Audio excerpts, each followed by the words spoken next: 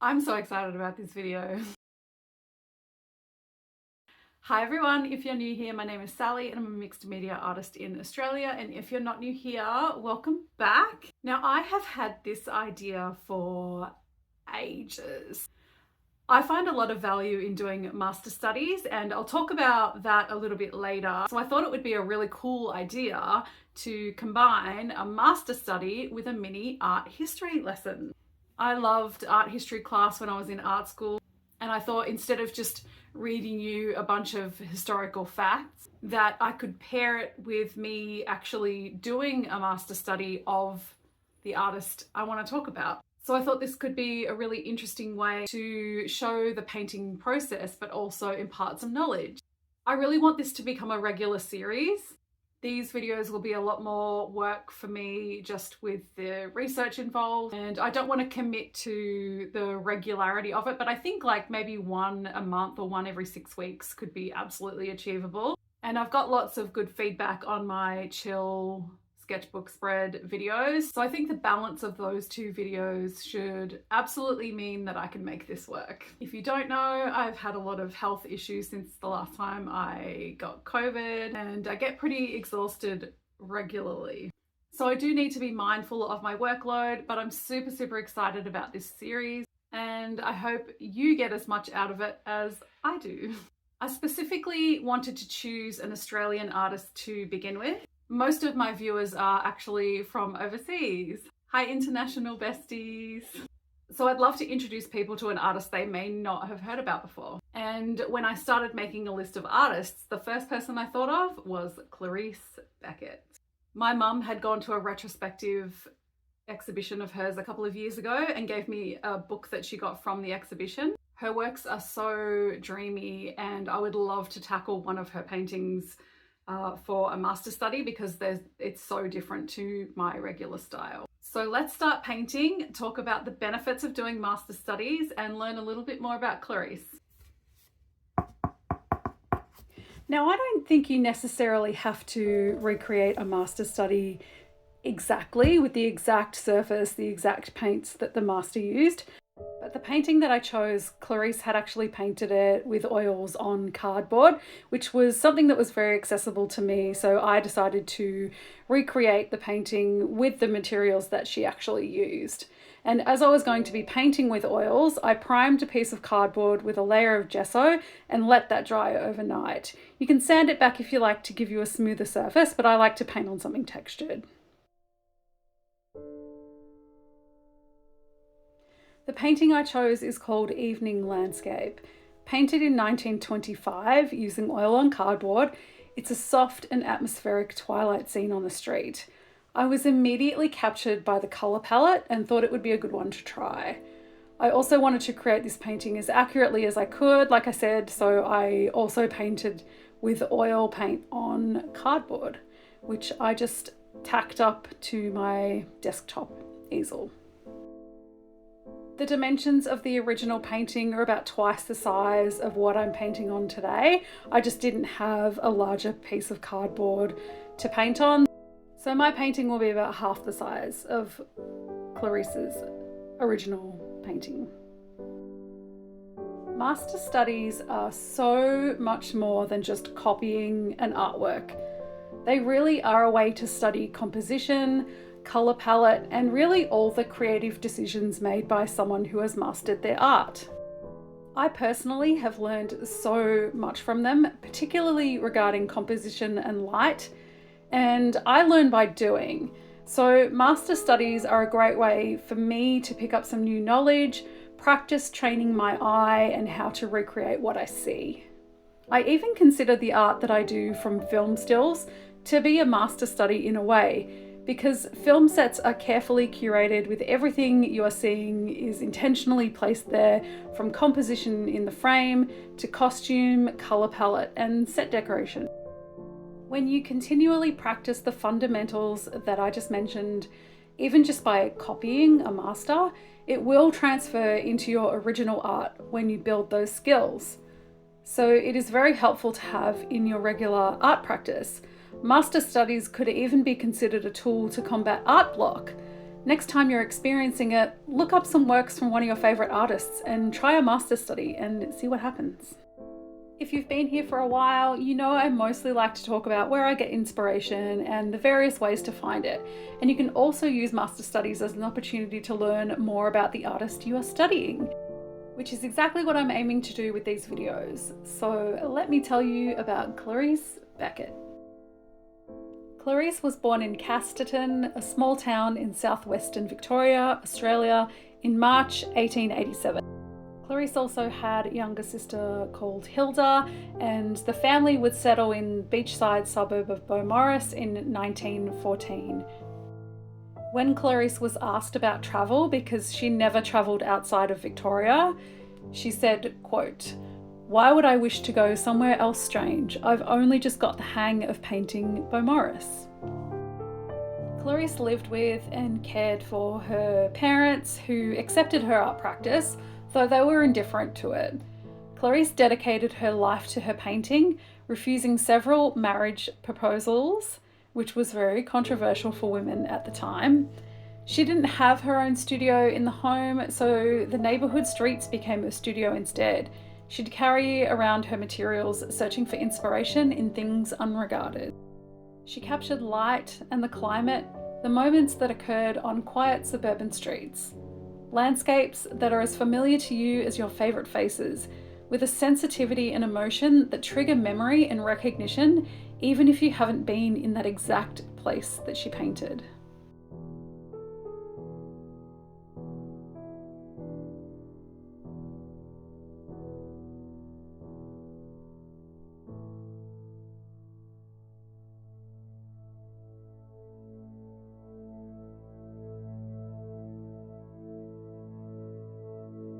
A quote from writer Jennifer Higgie. "Beckett's is an in-between art, as much an evocation of mood as a description of place. She was drawn to the soft light of dawn, to smoke and rain. She loved the shimmer of heat on a summer's day, the glooming dusk, the sun setting over an empty beach. She evoked all of it and more with a profoundly intimate, melancholy accuracy." End quote. We experience Clarice Beckett's paintings rather than just look at them. Beckett's use of oils have the feel of watercolour, and she was a key member of the Australian tonalist movement of painters. Clarice painted directly with oil paint and a dry brush, no sketching or outlines, and she used subtle chiaroscuro shifts that are almost undetectable. Ultraviolet analysis shows how she layered and created haloed light, making things haunting, like looking through fog. Her paintings became more sparse in both colour palette and composition throughout the 1930s, with incredible nighttime scenes of reflected lights on rain-soaked streets and moonlight shining on Port Phillip Bay.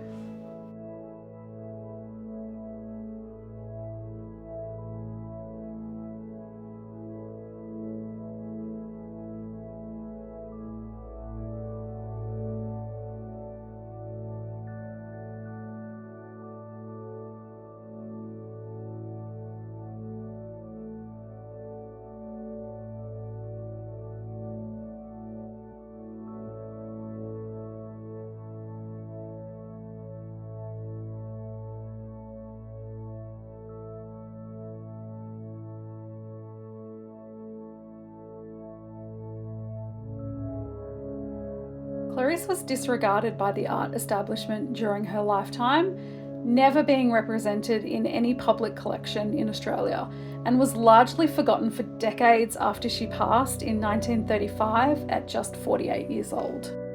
She had been outdoors painting the sea off Beaumaris during a winter storm. She contracted pneumonia and died 4 days later.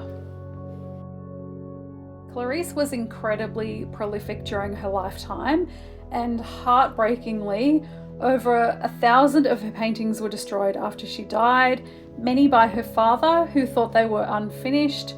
Her friends said they were becoming more abstract. As I mentioned before, she had been simplifying composition. More paintings were lost in a bushfire in the 70s, and as many as 2,000 paintings were found in 1971 abandoned in an outdoor shed, most of them destroyed by the elements, but 30 were well preserved. We are so lucky that some have survived, but I cannot help but wonder at everything that we never got to see. Now almost every major gallery in Australia has her work in their collection, and by 2001, her paintings were getting 6 figures at auction. In 2021, during the Adelaide Festival, the Art Gallery of South Australia held her most comprehensive retrospective to date, featuring 160 works. It was the most successful ticketed solo exhibition in the gallery's 140-year history. Clarice Beckett is now considered one of Australia's greatest artists.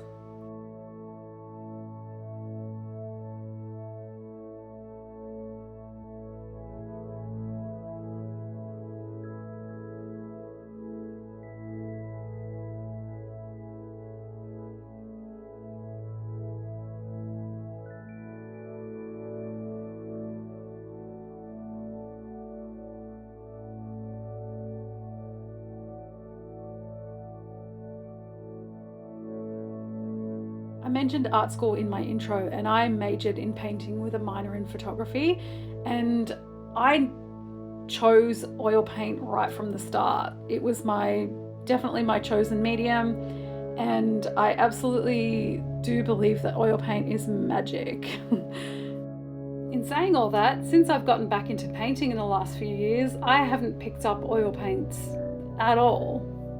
And I didn't know about Clarice's methods and painting techniques until I was researching her for this video. I chose her as the subject first.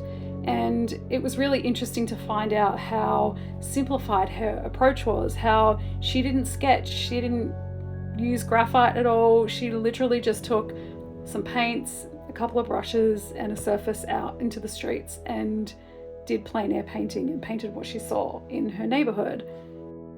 And I had such a good time painting this and kind of literally doing what she did. I'm just painting what I saw in front of me, which was the reference of her painting, on a piece of cardboard with a couple of brushes and a couple of paints, no mediums, nothing fancy, literally nothing else. And it's really given me some inspiration to do the same thing out in my environment. Where I live is so gorgeous and there's so many amazing landscapes, and I kind of feel like I want to go out into my environment and try and do some plein air painting with oils and see what I capture. So I really can't thank Clarice Beckett enough for reigniting my passion for oil paint and reuniting me with my first true paint love, but also giving me the inspiration to try this for myself. Because I'm primarily a portrait painter, I don't do landscapes, but I really love the softness of this and how it's silhouetted and simplified shapes, and that's what's so great about master studies, is just seeing things through somebody else's eyes that you can then introduce into your practice, picking up little elements of it that you can make work for yourself. That's really cool. And I also get to tell you about an artist who is incredible that you may not have heard about. Clarice has such an interesting story and her paintings are so beautiful. I'd love to know if you had heard of her or if you like this style of painting. I think her work is just beautiful. Like I said, it's very, very different to my own style. I really, really am glad that I could bring you this video.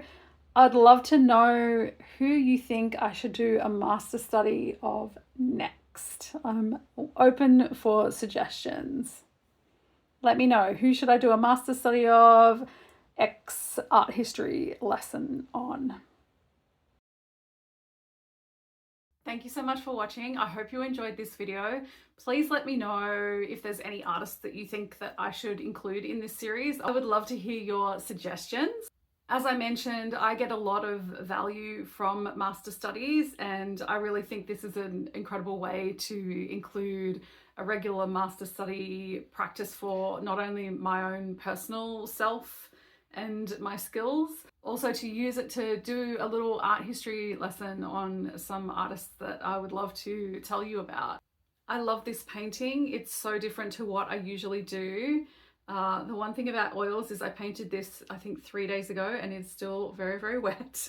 So it's a lesson in patience, but it was so amazing to pull out the oil paints again, and just smelling the paint from the tube really took me back to being at art school and reignited that passion that I had for learning. Oil paints are magical, and I want to use them a little bit more regularly in some of my own personal work as well, because I love what they bring to portraits specifically. Like this video if you liked this video, and consider subscribing to the channel for more art stuff. Thank you so much for being here. I really appreciate it. I have been wanting to make this video for such a long time, and I'm really happy that I finally got to do it. I hope you got as much out of it as I did. Thanks again so much for watching, and I'll see you next time.